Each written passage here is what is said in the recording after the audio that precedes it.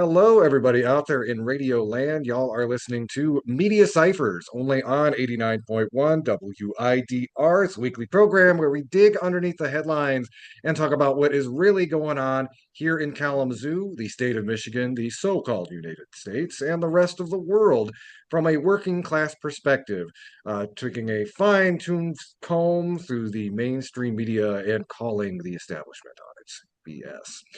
We're going to be starting the show running right out of the gate. We've got a really important local story that we're going to be joined by our dear friend April to talk about April Ailes to talk about the Pinehurst Tenants Union, some recent occurrings and happenings, but also more broadly a little bit about tenants organizing to begin with. So, April, welcome to the show. How are you doing on this somewhat cold November day? Hi, I'm good. I'm good today. All right. So let's I wanted to kind of start. I wanted to talk about before we get into this is this interesting story that popped up um, with the Pinehurst Tenants Union. I wanted to kind of back up a little bit. Tenants organizing is something that is of deep interest to our listeners here at the studio. And I wanted to know if you could maybe just first walk us through a little bit of the origins of the Pinehurst Tenants Union, how it got started, what the impetus was, and how it's developed. Sure. We started in 2023, and it began with myself and another neighbor. Her name's Ria.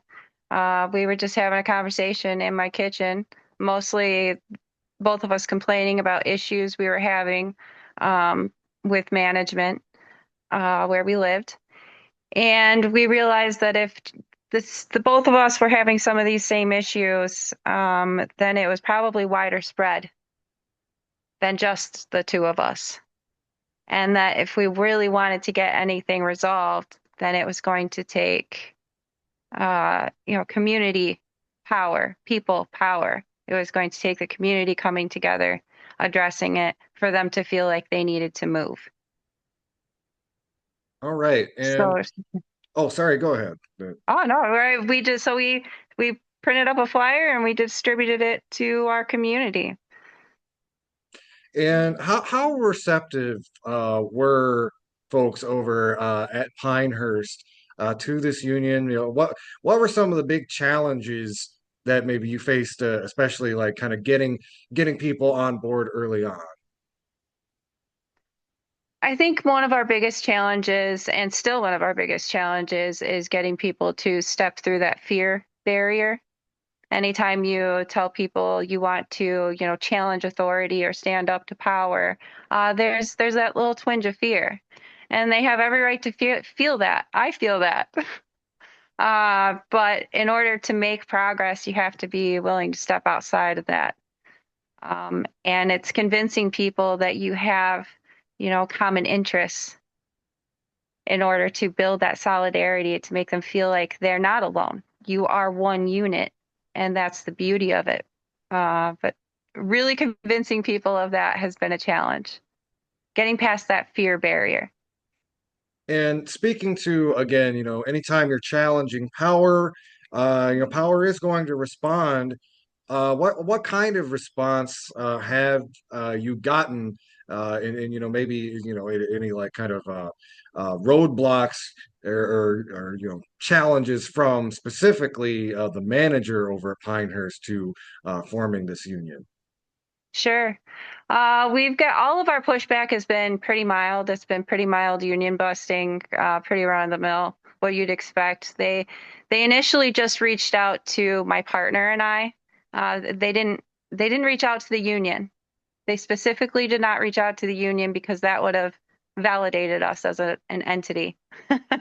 So they sent a letter to my partner and I and told us that we couldn't distribute flyers, that it was against their policy.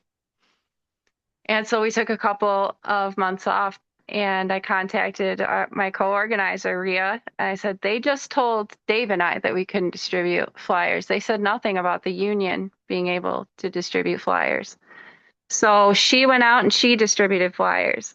And so, but then she got pushed back again from management, who went to her specifically and said that she was soliciting and that they don't allow soliciting.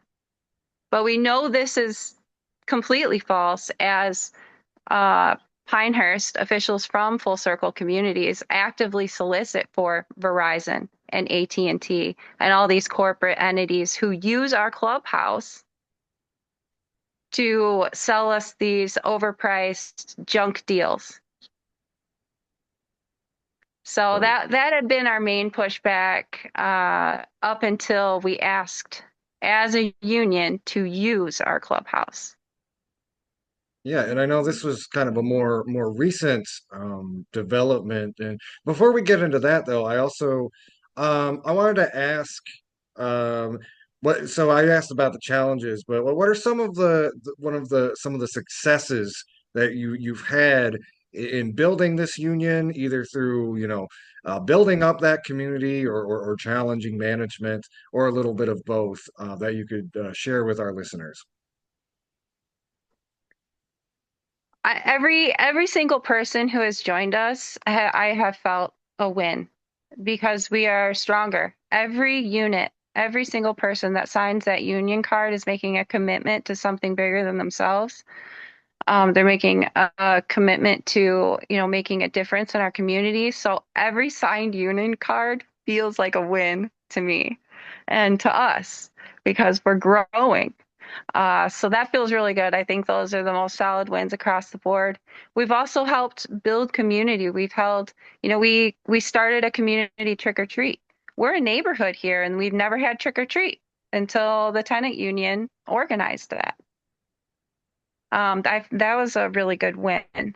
We've hosted an ice cream social, which really got people outdoors and talking to each other and kids playing together. And so it's really uplifted the community. It's brought people out. It's got people talking to one another, which is so key. They like to keep us isolated so that we feel like we are the problem singularly.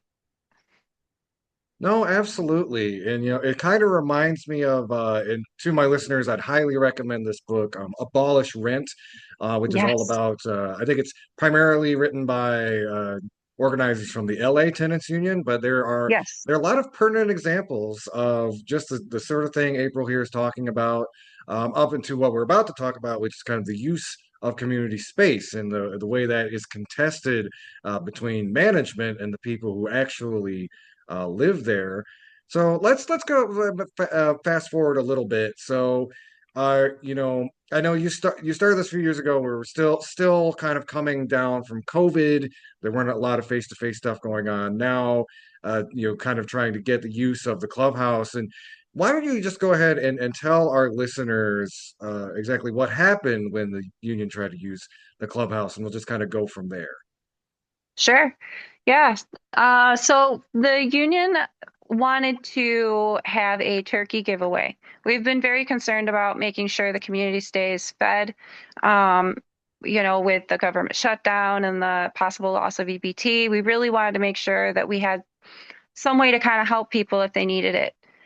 Plus, we want to bring people into the union. So we decided to have a turkey raffle and giveaway. And we wanted to use the community space to do that because if we're going to have that many people, we need more space. And we thought, well, we have a community clubhouse. We should be able to use it specifically for this, a meeting slash giveaway. So the union wrote a letter. We wrote a letter to our property manager, and we sent a copy of that letter also to our ISK lady that comes twice a week to Pinehurst. Now, the reason we did that is because our property manager is not responsive to us. She doesn't respect us. She doesn't care about us. The only time she really talks to us is if you corner her, you catch her out, and like, I want to Right. talk to you. So we did it to hold her accountable.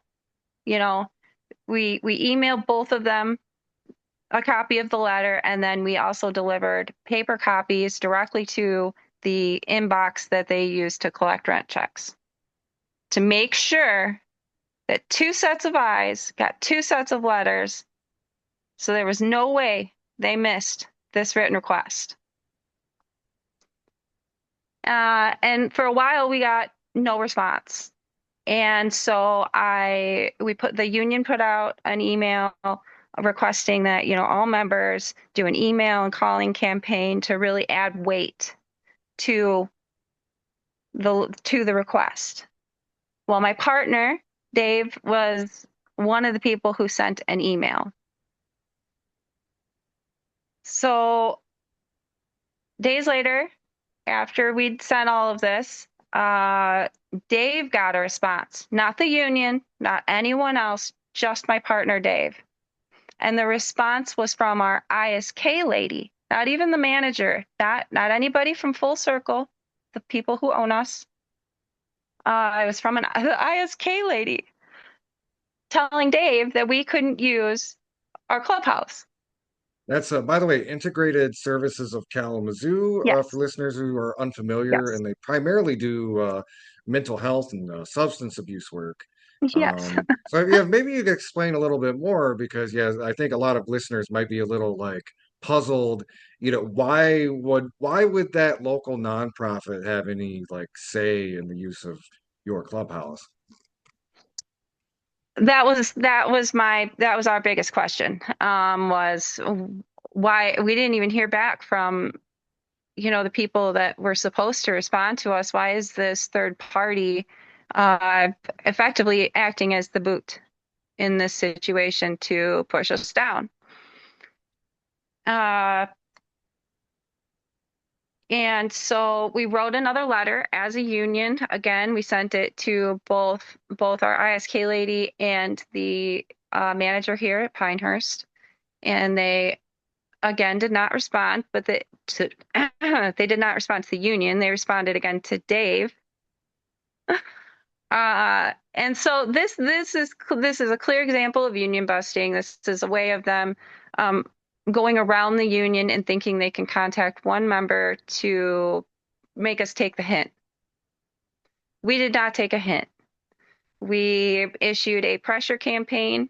We put the word out to allies. We contacted our our friends in Me the Tenants and other organizations, all union members, to contact ISK and ask them why are they acting as a representative for Full Circle? Why are they involved at all? Because it seems antithetical to everything they seem to say they're in service of.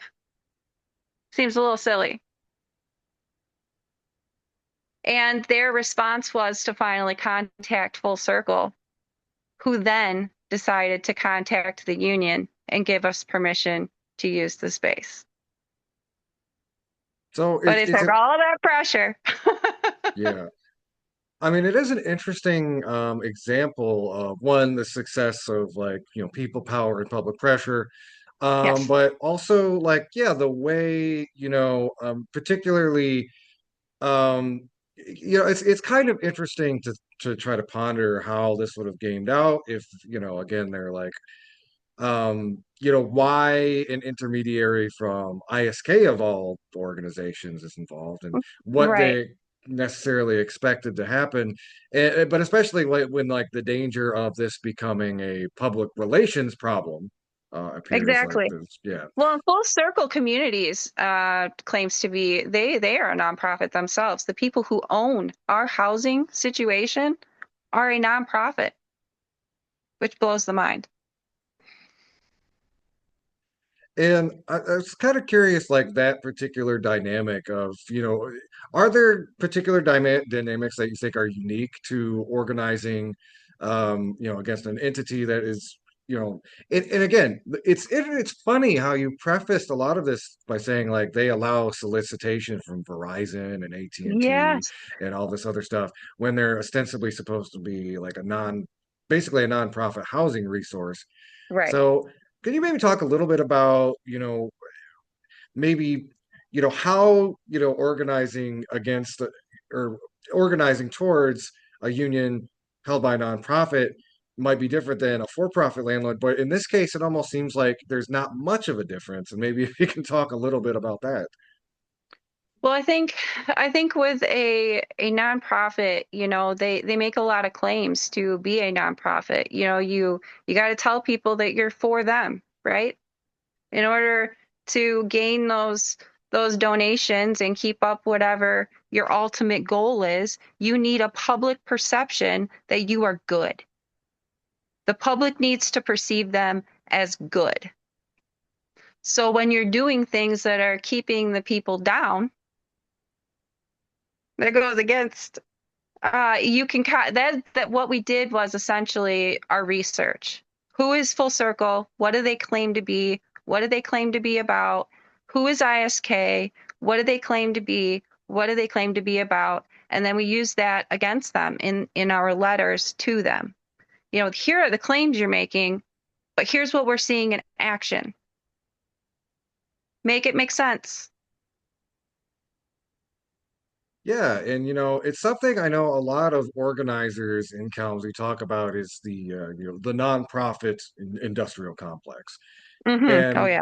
a lot of times that can seem very abstract, but you especially see in situations like this, it's very stark the way that it's kind of responding to the needs and the wants of that at least align with kind of the wealthy, the ruling class in Kalamazoo, because a very like neutral nonprofit that is people centered, people oriented is going to encourage, would you would think, would encourage union hmm organizing. But again, Right.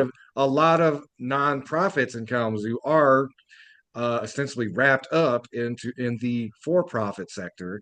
So you'll see strange things occur, kind of like this, and you don't necessarily need to get conspiratorial to Oh no, understand it's right in front of you. Yeah. what's that. I said it's right out in the open.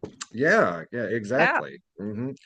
Um, so yeah, but again, that is also an important thing I think for people to see is because of the way that functions, particularly in Kalamazoo, people do have a lot of leverage. I go back to this example a lot of when Lee Chatfield was appointed head of Southwest Michigan First.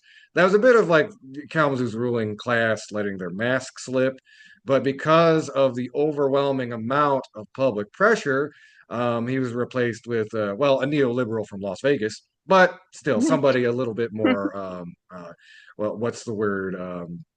Uh, it's not edible. It's can, digestible, I guess. Digestible. Yeah, yeah, Digestible. Yeah. yeah. So anyway, with that, congratulations on being able to have meetings at your clubhouse, and I Thank think you. that's a real solid win for your organization and tenants more broadly.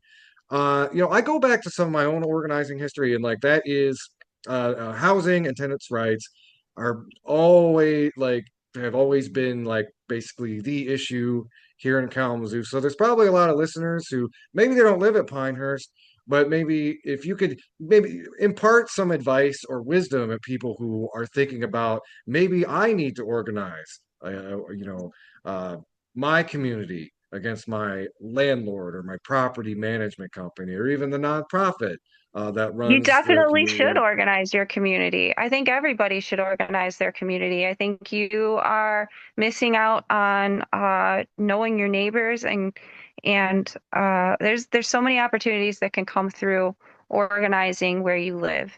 Uh, Not just the people power to push back to get the changes that you may need, but to bring people together for any number of social reasons. That we want to put together a food pantry so people can eat. And I think we're talking about doing a clothing swap so people don't have to, spend a bunch of money, buying new stuff that maybe community members have. There's so much good that you can do by just coming together. And you won't even see all the possibilities until you start trying to make those connections. Yeah, and I'm glad you put such a fine point on it because, something we do talk about on the show a lot is kind of like, atomization, the alienation under capitalism, which is to say the way, especially, in these days where a lot of us are kind of sucked into our phones in the digital world, and we are kind of isolated from one another. Hmm. It is that, I tell people the big part of organizing is going out there, having those conversations with your neighbors, getting to know people. And it is a valuable first step because, once you build a community, the community cares about each other. And a lot of the other struggles that follow are all the much more possible Right. when you have people You start to talking to see one your another. collective self-interest. Absolutely.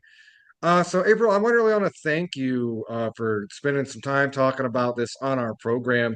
Did you have anything else to tell our listeners while we have you on? No, but thank you for lifting up our voices, Andy. I appreciate you and everything you do. Uh, Thank you. I guess that's it. If people want to get a hold of Pinehurst, if they have any questions about, the tenants organizing Sure. or whatnot, how would they get a hold of y'all? You can reach out to the union at dtenant7@gmail.com.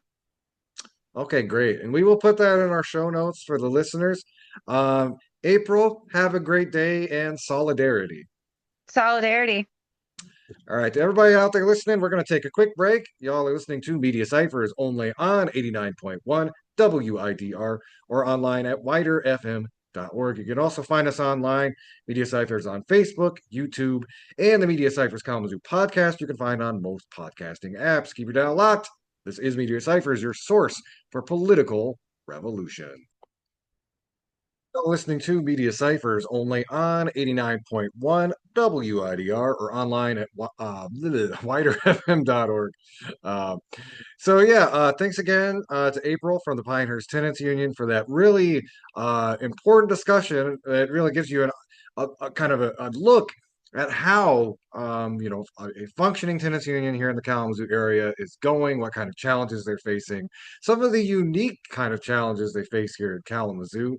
Again, one integrated services of Kalamazoo trying to stop a union from meeting. Yeah. I always talk about Kalamazoo. Sometimes I'll say like Kalamazoo is socially progressive and economically Ronald Reagan. And I think that is a peak example of that kind of Kalamazoo character right there. So anyway, moving on from Kalamazoo to a statewide story, and this is something that I've been tracking for the last couple of weeks now, but it's a beautiful thing to see. It's some good news, and it is. We talked a little bit about it a couple of weeks ago. There, I forget the name of it, but there's a town, I think somewhere near Vicksburg. We were talking about a data center, and the people of that area stopped it. And we have actually just gotten a whole spate of news stories from all over the mitten and the UP of residents in small towns getting together and saying no to big data. Now, we talk about this a lot on the show, but let's just a little refresher. Why are AI data centers bad? Well, they pollute the absolute living hell out of the areas where they are placed. They become sacrifice zones. There was a story we covered a while ago about in a predominantly black area in Memphis that was basically being saturated in air pollution from a nearby data center. They're huge energy suck. At a time when any rational civilization would be pivoting away from fossil fuels because of the impending climate apocalypse. This country in particular is opening coal plants back up and getting every bit of energy it can because these AI data centers are huge energy suckers. They need a lot of power in order to run. Something to think about next time you want to cheat on an exam with ChatGPT or ask a Grok something. Also, it uses an incredible amount of fresh water. Now, again, for those who thinks it's like, well, we got a lot of water. There's a whole ocean out there. And there's some right wing, tech apologists have pointed that out. Yeah, that's salt water.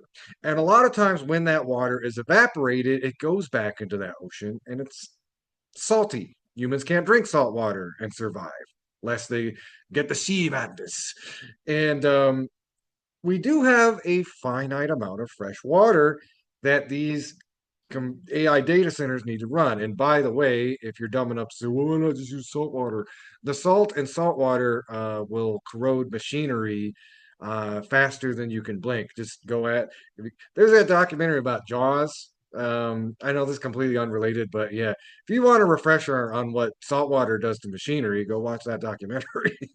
So anyway, those are all the reasons like AI data centers are terrible. And also just from a working class perspective as well, not only are we talking about air pollution and using fresh water, but the utility prices in areas where AI data centers are installed are passed on to the consumer. They skyrocket to the average working class person. We are effectively subsidizing the AI tech bubble through our energy bills.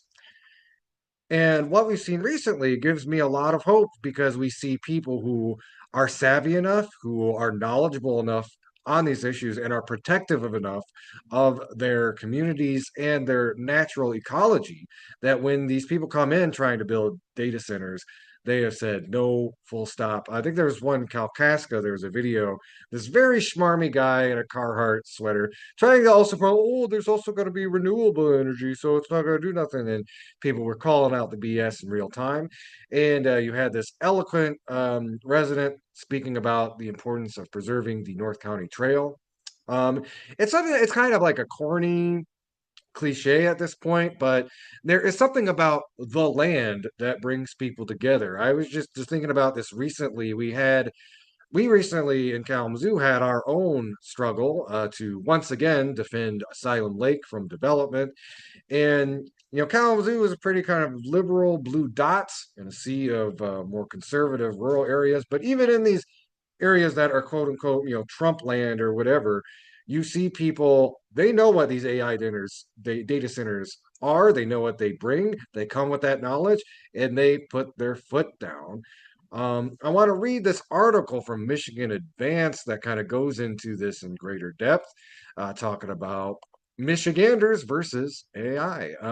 This is written by Brianne Green. It was published on November 20th. Local governments should serve residents, not corporations. Data centers do the opposite. And this is focused most specifically on Howell Township, but they do also references some of the other struggles that have been going on all around the state. Something is happening in Livingston County's Howell Township that every Michigander should pay attention to, no matter their politics. On a quiet Sunday morning in September, I came across a legal notice referencing a rezoning request for several large rural parcels. The notice didn't say much, but someone online mentioned it was for a massive data center campus. I froze. I've been following news about data centers across the country all year and even other parts of Michigan. I never imagined one would come here. I posted the notice in a local Facebook group, hoping a few neighbors might know more. Within hours, hundreds of comments poured in. People were scared, confused, and unexpectedly united. Howell is a town where people rarely agree on anything, and yet most of us were uniting against this. The conversations were robust and civil. Then they were gone, deleted from Facebook. Residents who lived near the site told me they had no idea about the proposal until a letter arrived in the mail or a neighbor knocked on their door. I emailed the township asking for more information just 2 days after the notice appeared. I didn't receive the documents until November 4th, and only after submitting a FOIA request costing hundreds of dollars. What the emails revealed wasn't necessarily illegal, but it was deeply troubling. While the community was left in the dark, key conversations had already happened with a small handful of people. By the time the public learned about the project, the rezoning and site plan were already moving full speed ahead. And again, this is the way things kind of happen in Kalamazoo sometimes too. We luckily we have a lot of people paying attention, but if nobody had been noticing what's going on in city government, like in regards to Asylum Lake, or maybe struggles against the event center, we'd be looking at a very different struggle.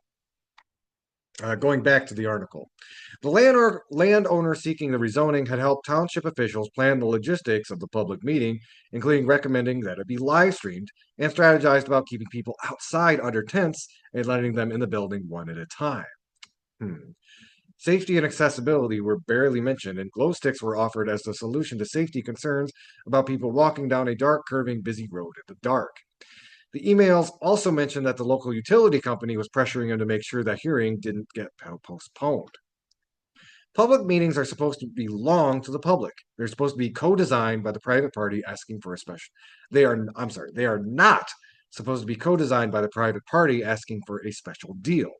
No matter where someone stands on a project, that should bother all of us. You really think the implications of, again, trying to make it logistically difficult, conditions difficult for people to come out and speak against in this data center. Um, I can't think of anything in my memory like that happening here in Kalamazoo. It would be a scandal for sure. I think the biggest thing we had is like there was a scandal about them rescinding the ability of people to phone in with their public comments. But in this case, you're literally trying to make people stand out in cold, dangerous conditions in order to express their democratic voice to their city government. Anyway, this situation isn't unique to Howell Township. It's happening across the state. Township halls in Pavilion, Augusta, Kalkaska, Dundee, Saline, and other communities have been filled beyond capacity with residents saying the same thing. Slow down, tell the truth, and respect our community. Residents have good reason to be worried, and she's gonna go over some of the other points that I made earlier, but it's worth reiterating. A single hyperscale data center can use as much electricity as 750,000 to 1 million homes. So when I talked about them being a big power sink, just for you to understand a little bit of that scale. Michigan utilities admit they're being flooded with interest. Consumers Energy has received inquiries totaling 15 gigawatts of potential data center load, DTE another 7 gigawatts. 15 gigawatts. That's 22 gigawatts. Doc Brown would poop in his pants. That's the equivalent of powering 16 million homes. 16 million homes. Just to reiterate. Independent experts estimate that even one 100 megawatt data center can require nearly $500 million in new power plants, battery farms, and grid upgrades. If the company scales back or closes, as many tech projects have nationwide, those stranded costs don't disappear. They get pushed onto all of us through higher electric bills. And the water impacts are just as serious. Data centers can use between 1 and 5 million gallons of water per day for cooling. In Michigan, we like to think our freshwater supply is endless. It isn't. The Alliance for the Great Lakes warns that heavy withdrawals and evaporating millions of gallons of cooling towers can stress aquifers, lower private wells, and affect nearby rivers. Groundwater is connected. It doesn't recognize property lines or promises in a rezoning packet. Yet, despite all of these concerns, Howell Township residents were given just 14 days' notice for the largest land use proposal in recent county history. Planning commissioners didn't receive much more than the public. One commissioner said he barely slept for 2 weeks trying to understand what was happening. At the same time, the tech industry itself, that is driving this boom, is openly admitting it's risky and unstable. Jeff Bezos has called the AI investment wave an industrial bubble. Mark Zuckerberg said he'd rather risk misspending a couple $100 billion than fall behind. Even Michael Burry, the investor who correctly predicted the 2008 market crash, has bet against major AI companies. These billionaires see data centers as a gamble worth taking. But for communities like Howell Township, the risks aren't rhetorical. We're the ones staring down decades of construction, new power plants, battery farms, diesel generators, transmission lines, water withdrawals, noise, traffic, heat, and light. All this built to serve companies who may not be here in 5 years. And when the bubble pops, they will walk away. And we, us Michiganders, stay with the costs. The good news is that when regular people stand together, it works, even across political lines. Just across Lake Michigan in Caledonia, Wisconsin, residents pushed back on a proposed Microsoft data center. Even after receiving local approval, Microsoft abruptly withdrew, citing community feedback. And in Port Washington and Menominee, two more nearby communities, residents demanded transparency, and those projects ultimately stalled or paused. The movement has become large enough that Microsoft now warns investors about community opposition, local moratoriums, and hyper local dissent. That is such a words to chicken soup for my soul hearing that from a billion-dollar corporation. Hyper local dissents. That means it works, folks. Protest does work, especially at the hyper local level. One of the largest corporations on earth is telling Wall Street that ordinary people in small towns can stop billion-dollar deals. And that shouldn't scare us, it should empower us. Here in Howell Township, thousands of residents are calling for a 6-month moratorium on data center approvals. This is not a ban. This is not quote unquote anti technology. It's simply a pause and the only ethical path forward.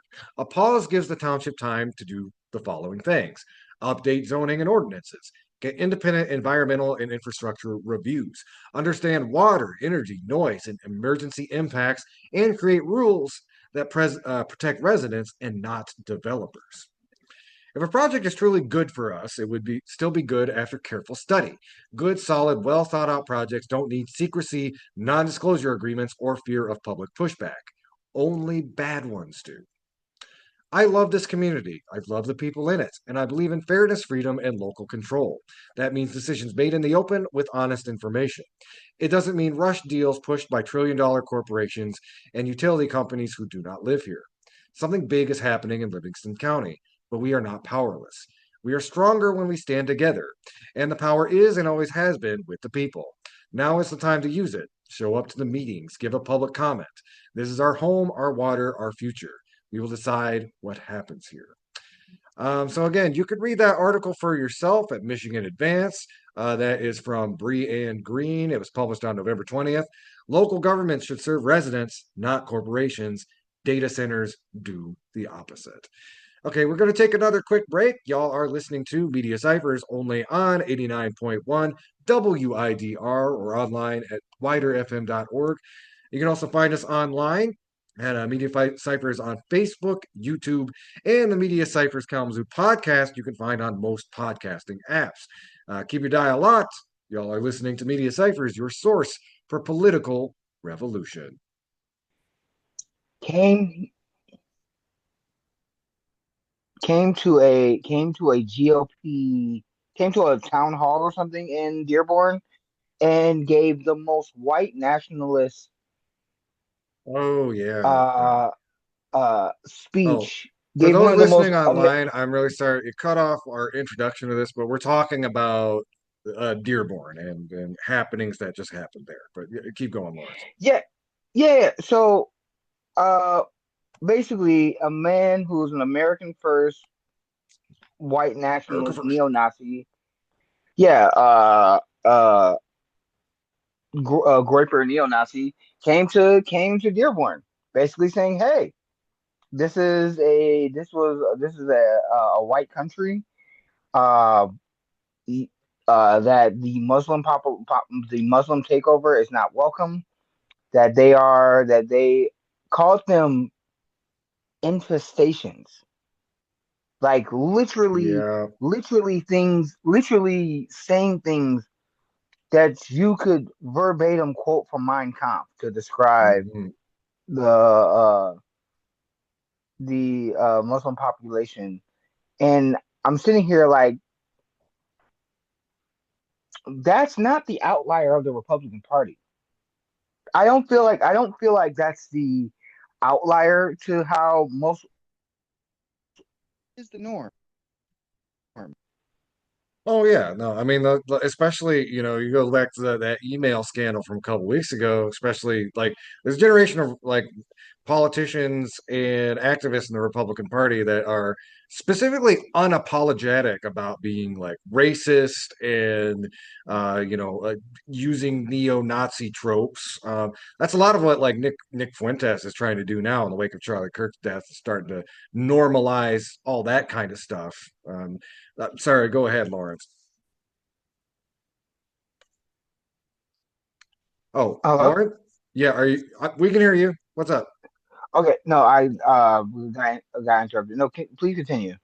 Oh yeah, no. I'm just saying, like, yeah, like 100%. We're kind of like some of the struggle that we're seeing inside of the GOP are like kind of these factions that have different flavors of conservatism, different flavors of bigotry, and you're seeing the ascendance of like this more openly like neo-Nazi stripe.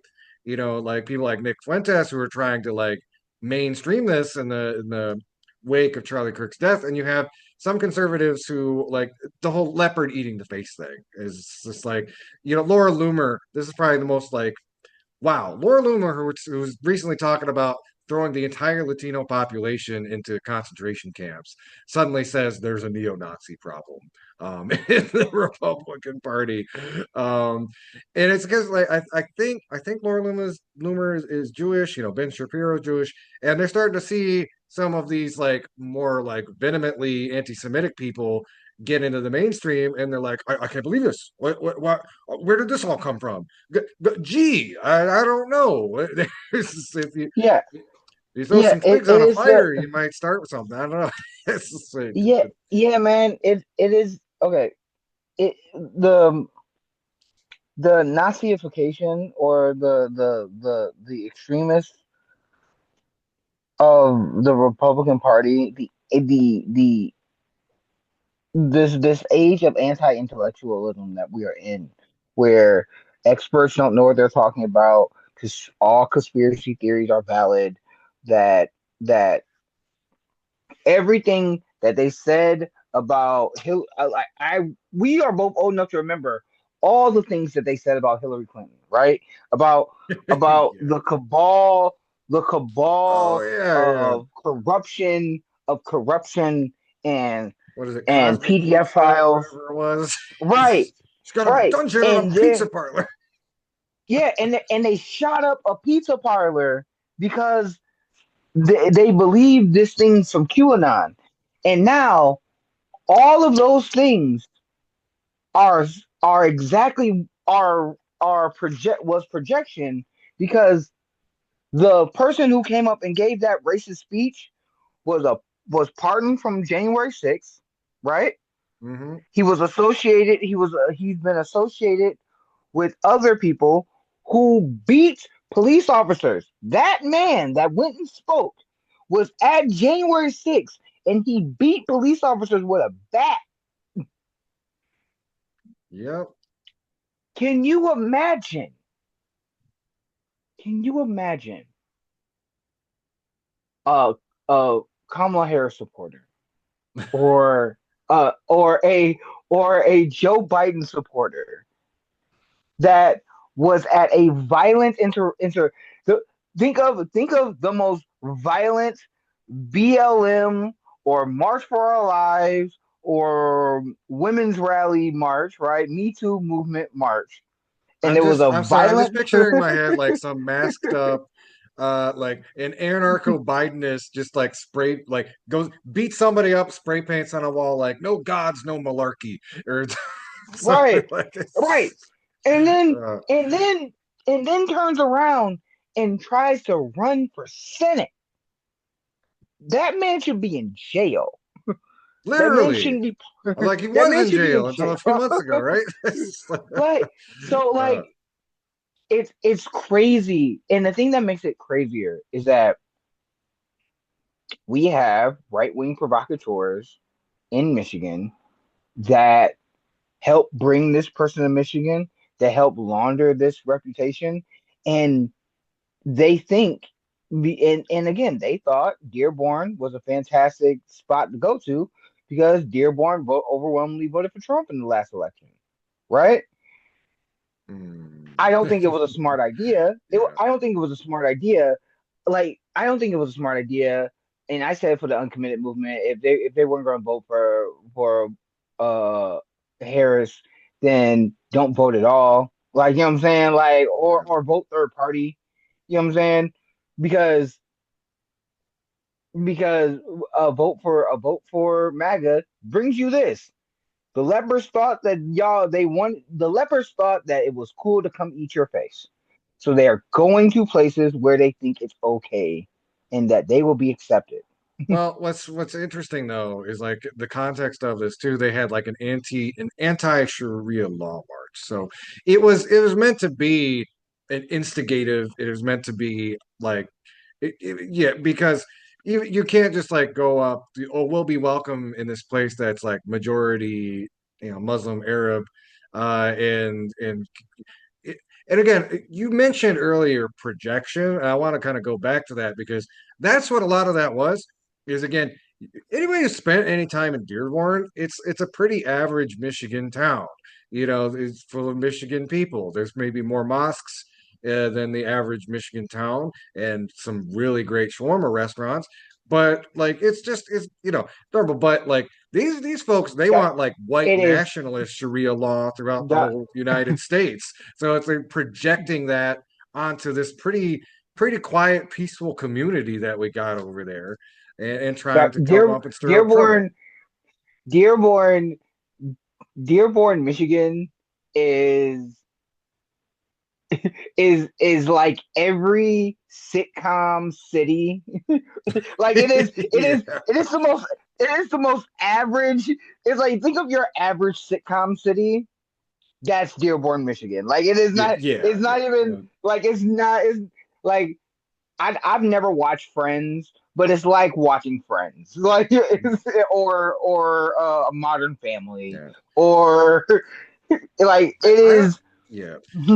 The name of the show is Media Cyphers. One thing I do want to point out, I was looking at coverage of that event, and the coverage was so wonky. It was talking about like, oh, anti-Sharia law protesters and counter protesters, and like in like deep enough island, it would highlight actual residents of the town are part of the counter protest, but it was so ridiculous the way they framed it, and it's again like none of the outlets really led with like, look at this ridiculous thing these people did protesting something that doesn't exist. Because again, they protest Oh, Sharia law in America. There's no oh wait, Sharia no, law in Dearborn. These people are idiots, racist no. idiots. And like that's the headline, I guess. But like that's again, the media was doing this kind of false neutrality thing, or they're trying to give validity to one side who are just made up of a bunch of racist idiots. It's like, The both sides of them that I saw coming out of local press was so asinine. oh, And the reason why is because one of the viral videos of that came out, shout out to Status Quo and others and other outlets that covered it. The racist dude who I'm not saying his name because he doesn't deserve any more actual media attention. Uh if y'all want to go look him up, you can. The agitator got off of the tour bus that was funded by some other right wing provocateurs, and then spray painted the bus. He got off the tour bus, spray painted the bus, and said, "Look at what the counter protesters did to us. We saw you in 4K, my guy. We saw you in yeah. 4K. We saw you in 4K. Come off a bus with a cross, like he's Constantine fighting off the demons and devils." Yeah, And yeah. then he Hmm. spray painted the bus that they got on. Like Hmm. I'm like, you cannot. I was like, you cannot see this as nothing but astroturf because what common person that's a Republican that that's marching or cool with that type of behavior. Like I know Republicans. I know Republicans in my average life. These are the same people. Sometimes they're calling themselves Republicans. These are also moderates, right? Hmm. They look at that behavior like, nah, I don't want to rock with that. Yeah. I agree with some of the stuff that they're saying, but I don't rock with this. This is nonsense. This is crazy, right? Hmm. These nutcases are only going to get bolder as the next 3 years go on. And we need to be able to be organized and strategize and and counter their behavior. Because if they're doing this in Dearborn, they're gonna also do this in Kalamazoo. They're gonna also do it in Grand Rapids. They're Yeah, gonna also do and it they've come around in here before, but much like the people of Dearborn, it was not. We gave them the bums rush. People of Dearborn gave them the bums rush, and yeah, now I'm talking about guys 2020 when yeah, gave the Proud Boys the bums rush or whatever. yeah. Oh no, no, Yeah, no. I'm just saying, like, I don't want escalating violence, but their actions are them choosing to do that because they did the same thing. yeah. This same group of ne'er do wells Mhm. tried to do the same thing at Tennessee State of Yeah. like 2 months ago, right? And You those know, kids you ran them bring up off. something to think about. Again, this kind of stuff, like what we just saw in Dearborn, was really common in 2020 and even a bit during the Biden years. You haven't seen a ton of that um, since Trump got in office recently. So there is a concern, like, is this kind of like brown shirt violence going to be on the uptick? Of course, a lot of them are probably already working for ICE, so it Well, might be a yeah, little busy. the Uh, brown shirt violence, yeah, is all coming yeah, from ICE now. yeah, Speaking of, and this is also the other story. This is a quick hit. Uh, we talk about uh people supporting these movements, getting this information, and also talking about Twitter or X or a lot of these accounts online, um, promoting this type of behavior. Well, multiple news outlets, Raw Story, Drop Site, and others, show that a lot of those accounts, those right wing MAGA accounts, are all bots from Saudi Arabia, Nigeria. They're all bots from other countries, like MAGA Nation, which had like almost 500,000 or this is a four big four hundred story. Yeah, I'm thousand. glad you're bringing this up. Yeah, Yeah, yeah, they had like 400,000 followers. They were like they had a MAGA account from Indonesia. The reason Mhm. why, and the reason, well, two things. Elon thought it would be a good idea to expose the fact that a lot of these left wing groups online that's supposed to be giving out information, countering misinformation, that those aren't real supporters; they are bots.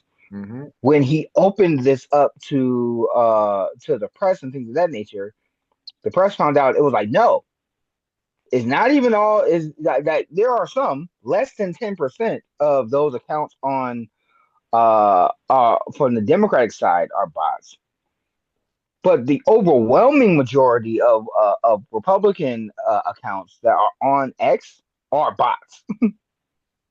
Like Yeah, yeah. it's completely AstroTurf. It's Hmm. completely bought and Completely paid for. astroturf. Yeah.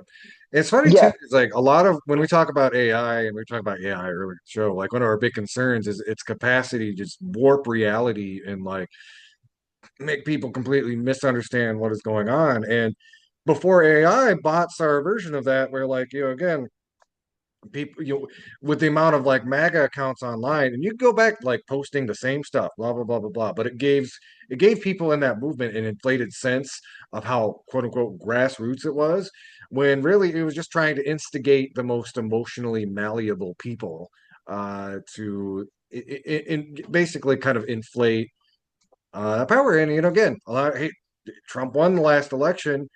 It wasn't with his cult, but it was with people who saw all of these quote unquote voices online and were convinced by like, oh, it's going to lower groceries, it's going to do this, and do that. And yeah, again, most of the people talking were from like a freaking troll farm.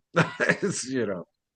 yeah. Like it is. They're they're troll farms because, as you know, Instagram, Twitter, and others, you can get paid by having engagements. The If algorithms I pay if for engagement. Yeah. the so you can so if we were wanted to boost our engagement, we can pay for it. The more we pay for it, the more it will be viewed. The algorithm will spit it out. the more it gets views, likes, comments, and things of that nature, we get paid for it. So you can have another person that's in another country where the dollar may go far, the American dollar may go farther than their currency, right? And get paid and reach half a million, quarter of a million people, right? Hmm. And just be sitting home spewing this garbage and making money off of it. Yep, It's a absolutely. little genius. It's Yep. a little And again, genius. the more usually again outrage, that's what clickbait, but like anger tends to get the most engagement. So yeah, you end up with again these troll farms putting out content that is deliberately divisive, deliberately anger inducing. And yeah, that's again that is a big part of what has just completely destroyed our body politic in the last particularly like 10 years or so. Um, and it's funny that like Twitter accidentally kind of showed us the man behind the curtain. The great and powerful Oz was actually just like some servers in India, Malaysia, Israel. Yeah, like Apparently, it yeah, was man. where part of the DoD's handle was from. And That's again, so, and again, who's been benefiting from this? It hasn't been the Tucker Carlsons or the Ben Shapiro's. It's been the Nick Fuenteses, the Candace Owenses. It's been like Tucker Carlson to an extent, right? hmm The Marjorie Taylor Greens to an extent, right? hmm The fascists that are saying, "Hey, we agree with everything Michael Steele and the regular establishment GOP agrees with, but we're gonna add in Indians and Israel to the list of people that we hate. That already includes black people, brown people, Muslims, immigrants, women, disabled, veterans, uh, children, uh, not the people who prey on children. We actually defunded the FBI to not go after people who prey on children, but Yeah. but we'll we'll That makes we'll makes the protect those Epstein people. files make a little bit more sense in those contexts. It's like, oh dear. Dog, Uh, it makes the fact that Chris Hansen now is coming back to do a whole series on yeah, Roblox. yeah. That's a whole other cover. That's a whole other thing. Like We need a I was sitting here like, hero from the dark end of the night. Is it? Sorry. oh man, dog. Oh, Um. So yeah, those are two of my quick hits. I know that we have tons of other stories that we need to get to. well, I have a quick hit, and I want to talk. This kind of bleeds into the other story I want to talk about. Like, there's a congressional vote on socialism recently, and there's also Mamdani went to visit Donald Trump, and so Oh, I don't want to spend too much and also the time. DSA and also the DSA conversation. Oh yeah, Yeah, yeah. yeah. Go ahead. So I was gonna. So Mamdani went to visit Donald Trump, and there was a million and one hot takes from all over every possible political opinion, and so conservatives are like, "Oh, Trump showed him who's boss," because they weren't what. Who knows why they thought that? They didn't they Uh, could because they didn't watch the video and they oh and yeah, yeah.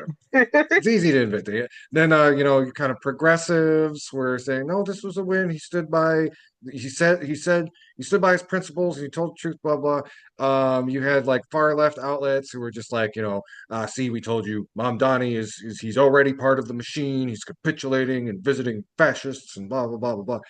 And I thought maybe like you and me could offer our quick take on it. And I wanted to kind of start by saying, um, I think it's important to understand who Trump is as a political figure in the context of that meeting, because Mamdani is right; he's a fascist.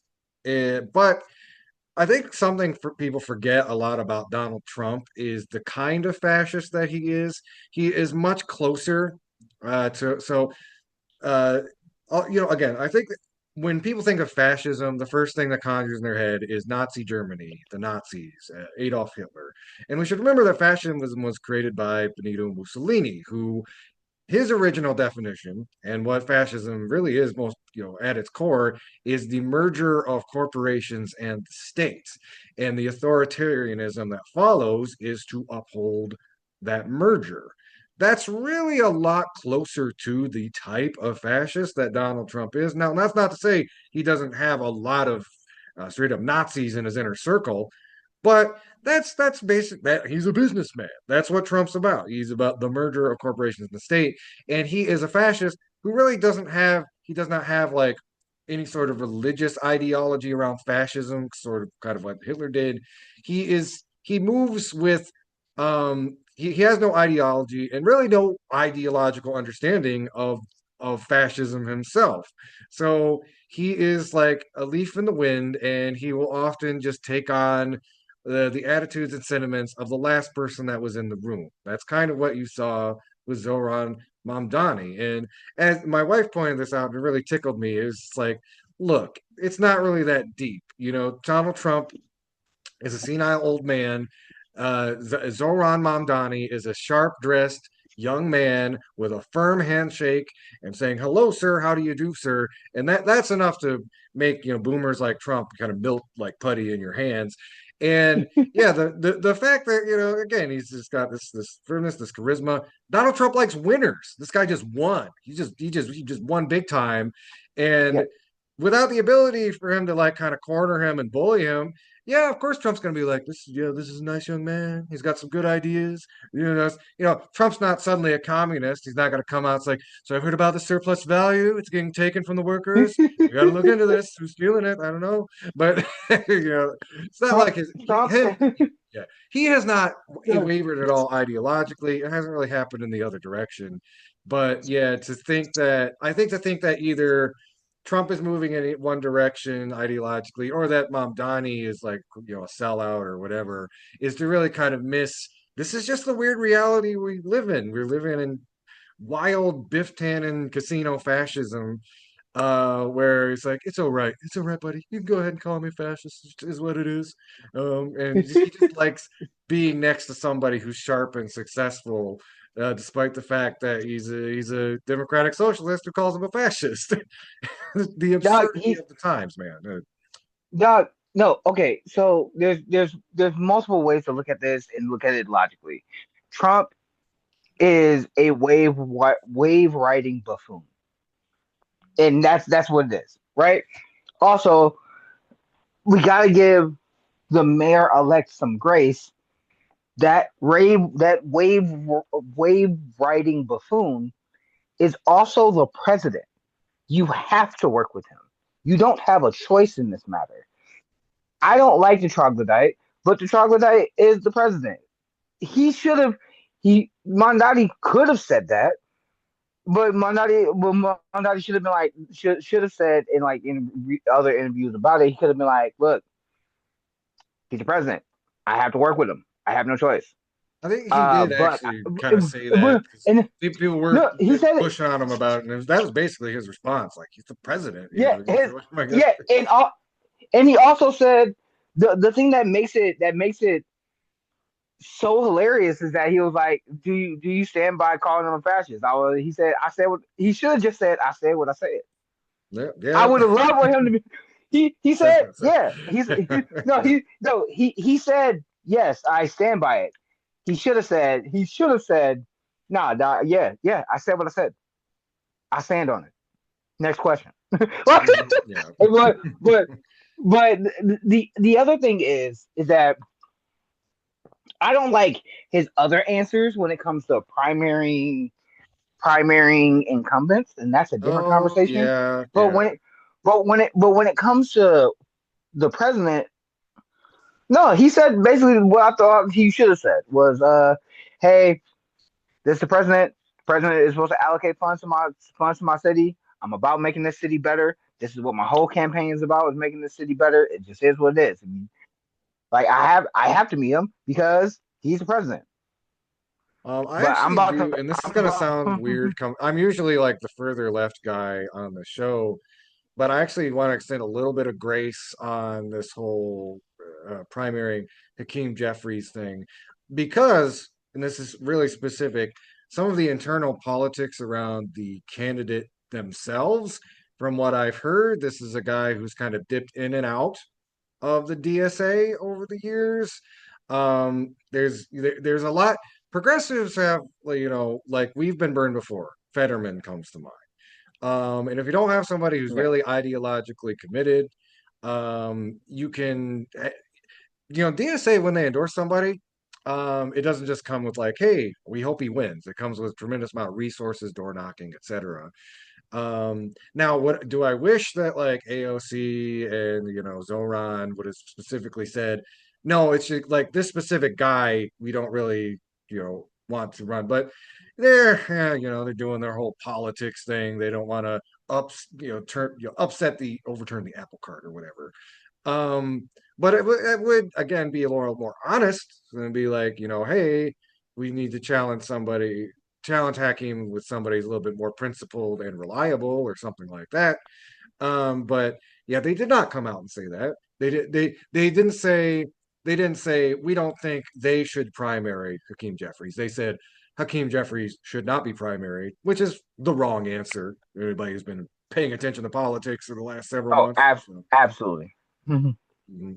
Absolutely. Yeah, no, I to be the person who is yeah, you can say you're further left. I don't agree with it, but that's a different conversation. Um uh no, I think that yeah, that Mamdani's being like, look, uh people are already upset that I kept on the police commissioner, right? People are already upset with me with these other things. Um I think him and AOC both said the wrong thing. And the wrong thing and the thing it goes back to that conversation with Ta-Nehisi Coates, right? When he said is silence not an option. They could have said, hey, I don't have enough information on that right now to make a statement, but primaries are always good things.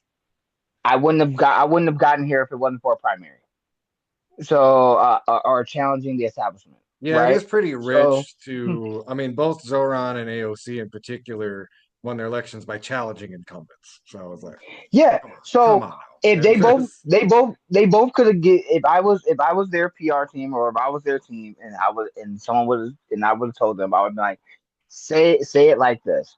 Hey, I don't have enough information to give a proper answer at this to give you a statement, but primaries primaries is what democracy looks like, and I'm for democracy, no matter who it's for, no matter who it's against, hmm and I and also keep want and keep to, and, as a side and note, keep it neutral. as a side note, I want to point out because you brought up some interesting things about like, when a popular kind of a left populist candidate gets elected and how they have to assume governance and work within existing institutions. There's a really good episode of The Dig called Chicago's Left Experiment.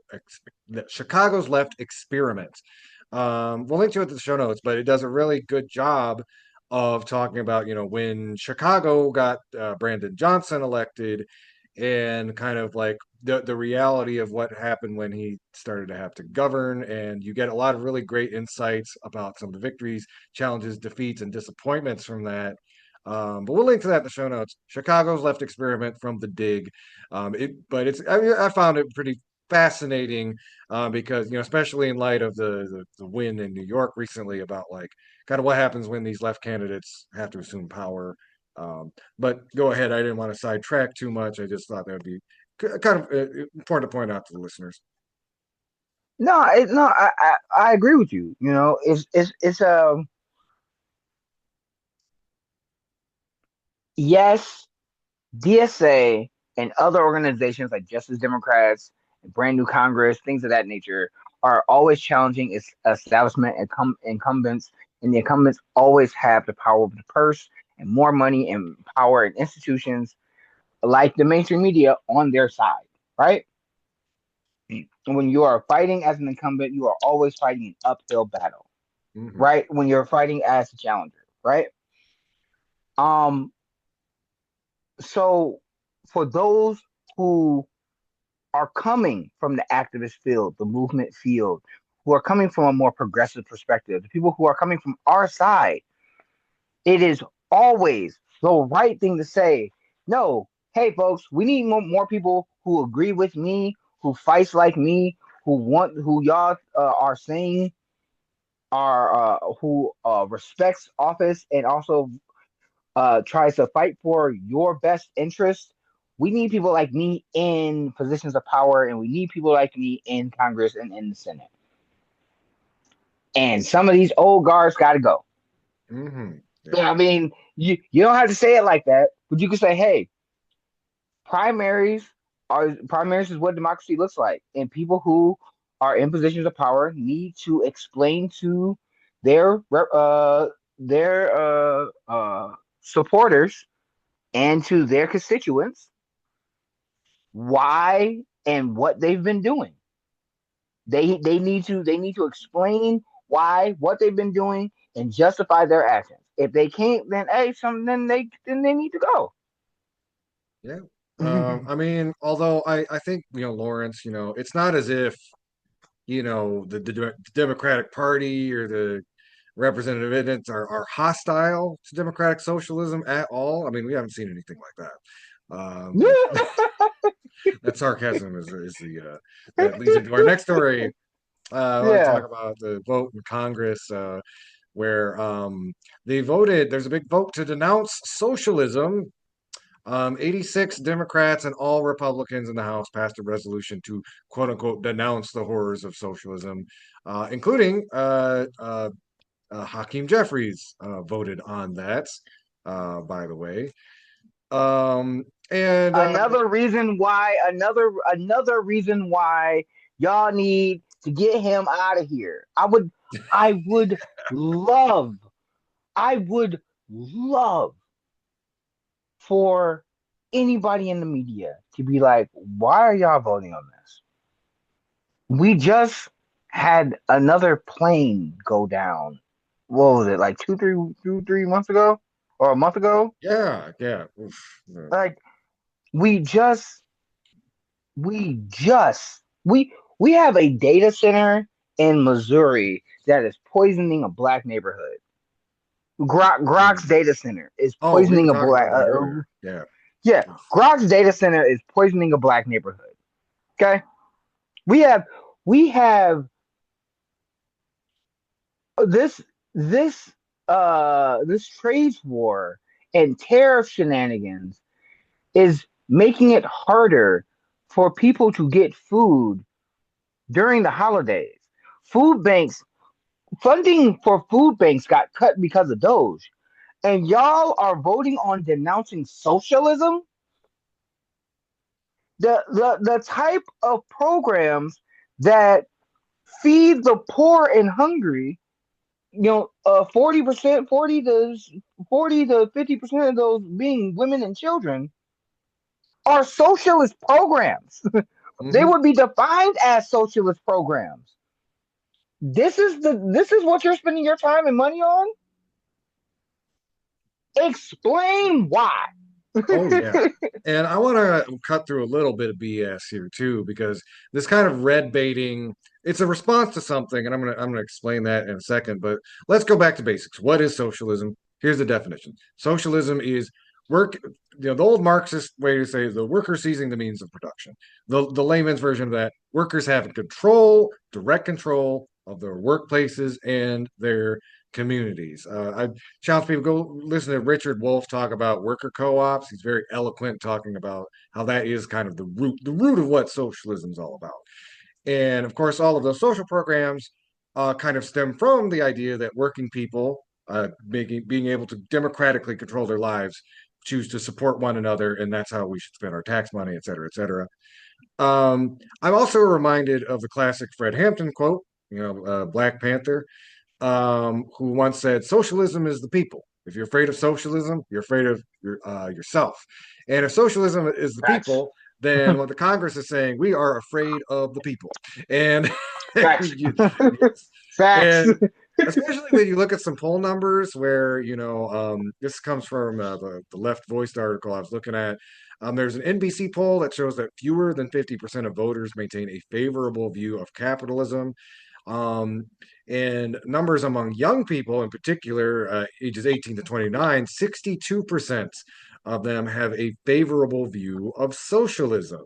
So, for a bipartisan consensus that has been dedicated um, since forever, really, of making sure that you know concepts like socialism, communism, anarchism are outside of the span of acceptable dialogue.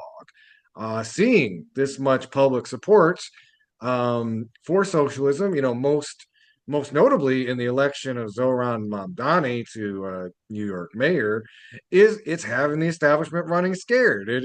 Yeah, the timing of this vote is not an accident. And I think there's a lot of discussion to be had whether like the Democratic Party is like a viable vehicle for democratic socialism. And obviously I'm wearing my Socialist Party USA shirt. Kashama Sawant, who's a famous socialist, she was on the Seattle City Council for a number of years. She had a really eloquent polemic against that. I'll link to that in the show notes. Um, Obviously me and Lawrence don't have like the answer on that, but I would stress we think about everything at the local level, and if you want to be a socialist or a socialist with a D next to your name, what really matters at the end of the day is what are you going to try to do for the community, and how are you going to push us closer towards better democracy. That's really what matters at the end of the day. Um, but yeah, Lawrence, again, I kind of want to hear what some of your thoughts on Congress passing this anti-socialist measure. Um, man, uh, I feel like what's the term that the young kids be saying nowadays? They're playing in our face. Oh That's what yeah. that's how I feel. You know what I'm saying? Like there are real issues of people working on military bases being in food lines because of the government shutdown. There are people who are not made whole because the government was shut down.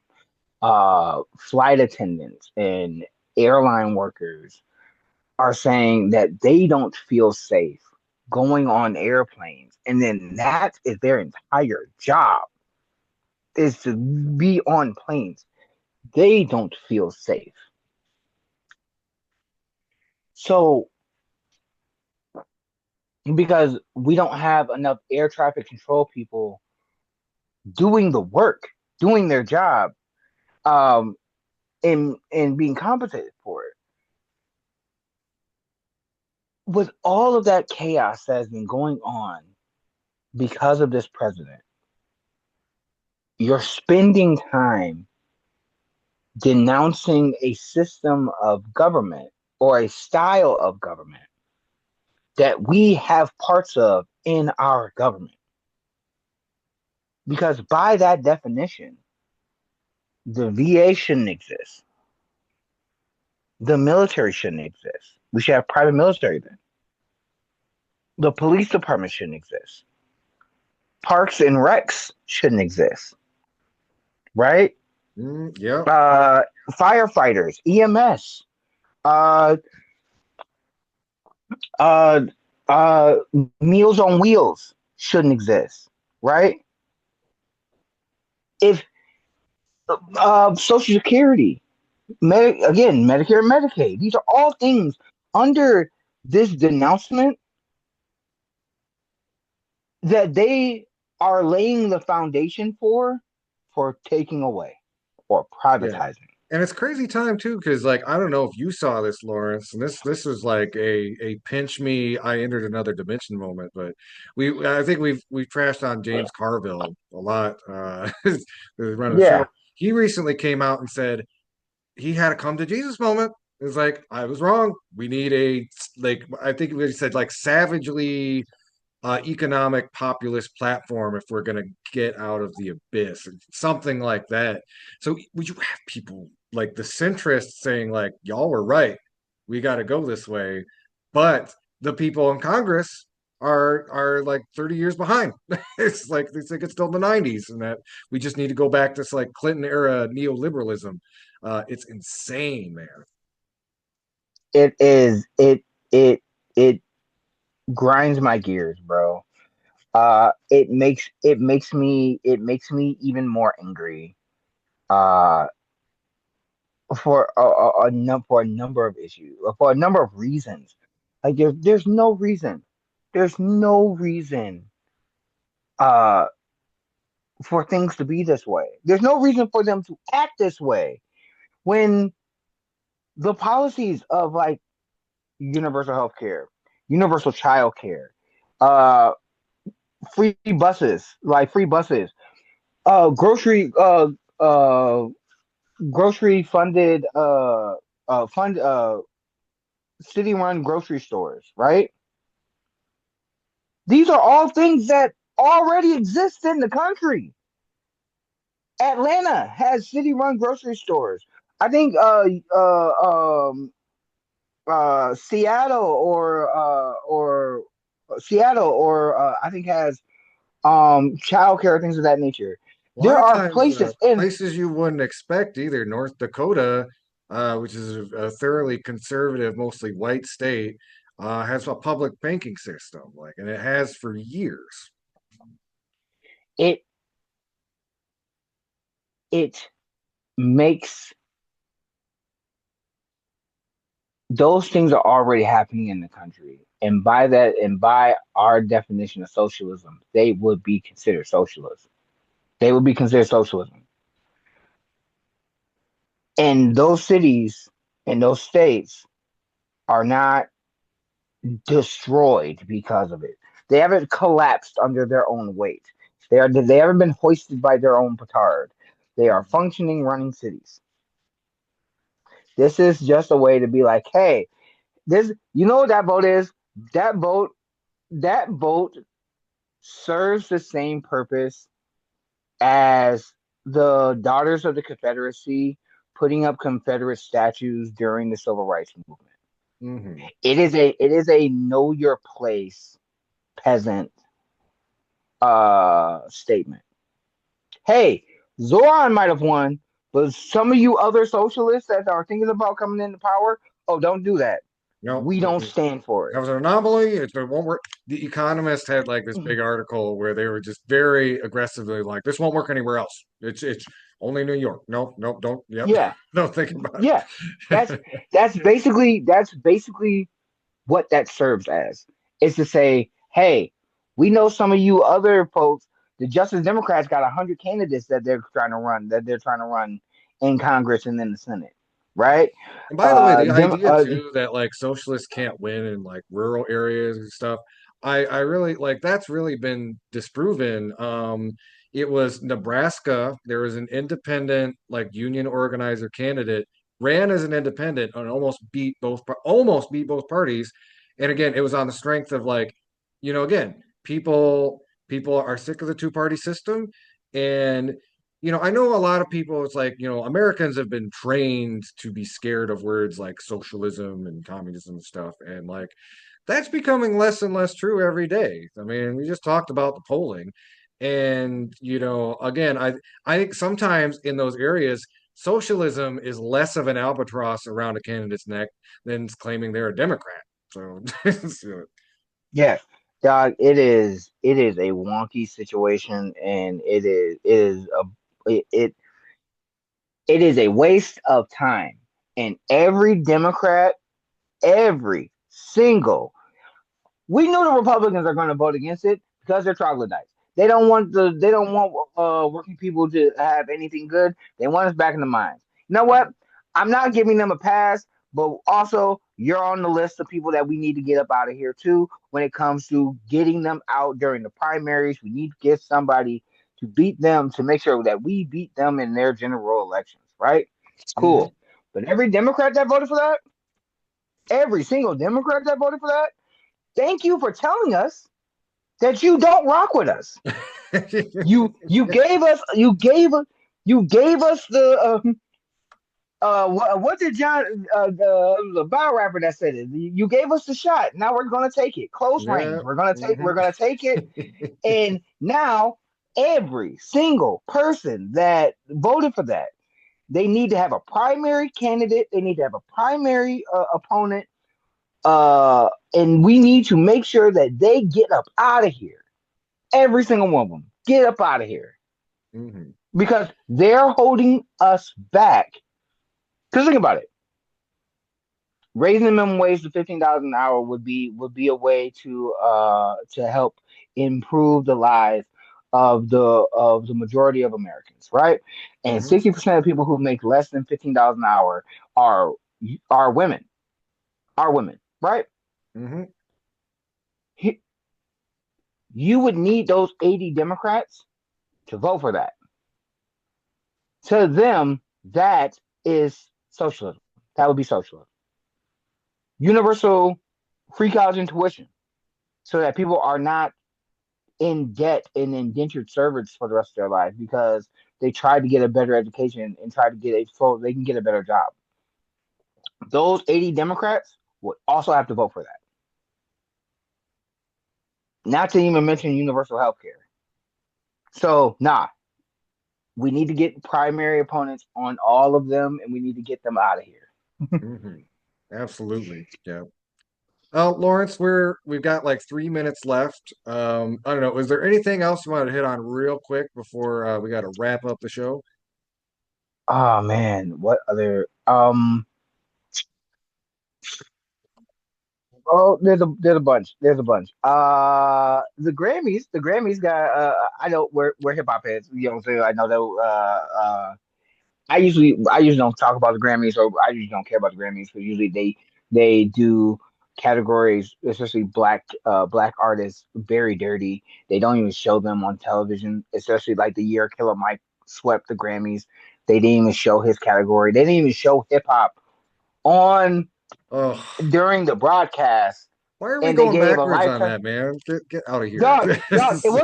It wasn't even just that. They had the hip hop, the I Am Hip Hop Lifetime Achievement Award, and they gave it to Jay Z. And Jay Z even brought it up that same year. Y'all didn't even show hip. Y'all wanted hip hop to come and perform. Y'all wanted us to come and perform. Y'all wanted us to give y'all ratings up, but y'all didn't even show the winner of our category, right? But anyway, Hmm. the only reason why I brought that up is because this year, uh, Glorilla's album is nominated for Rap Album of the Year. Hmm. Definitely deserved. Tyler the Creator's album, definitely deserved. JID, which I thought was a fantastic piece of work. God Does Like Ugly, uh, um, is nominated for nominated. GTX, obviously, Kendrick. My favorite rap album of the year, Let God Sort Them Out, is the Clips album, and I think Dude, there's one yeah. more. I was really late to the party on that one, but I finally I went and listened to it on one of my like afternoon walks, and I was just like, ooh, Yeah, yeah, it's yeah. It is incredible. no. But no, So what did David Lynch say? so Phenomenal. Wow, yeah. yeah, That's no, anyway. no. So no, and there's one more, and I can't think of the other one. The album that I think should have been on that list is Alfredo 2 by Freddie Gibbs. That was a fantastic album, like Hmm. absolutely brilliant. Um, I hope that the Clips win. I am not mad if Kendrick wins because GTX was outstanding, but I really want the Clips to win. The Clips absolutely. Yeah, Like if you that's haven't an heard experience. Yeah, if, folks. if Like yeah, we're if not you haven't sponsored by heard Clips or anything, but like you should check that yeah, out. It's if you yeah, if you haven't heard FICO or Ibida or Birds Don't Sing. They started the album off with Birds Don't Sing. Just oh my god. that Amazing. one That that song, one sat in my if there gut was for a a while. So yeah. dog, like if I could teach a master class on hip hop, on hip hop culture and in it just hip hop, not just music, but just not just because hip hop is a culture, it's not just the music. But that song represents the best of hip hop music when it comes to storytelling, wordplay, the beat selection, uh, um, having John Legend on the chorus, having Stevie Wonder, the message that ties it all together. Like it's darn near perfect. It is there's no perfect song, but that comes close. Like, it Oh yeah. comes very Mhm. close. But All yeah, right, I think we're going to have to wrap things up there. Lawrence, thanks again for joining us. Thanks again to yeah, April, and we'll have that interview online pretty soon if you want to learn more about tenants organizing. All right, everybody, thank y'all for listening. This has been Media Ciphers. Until next time, everybody, keep on fighting for that revolution solution.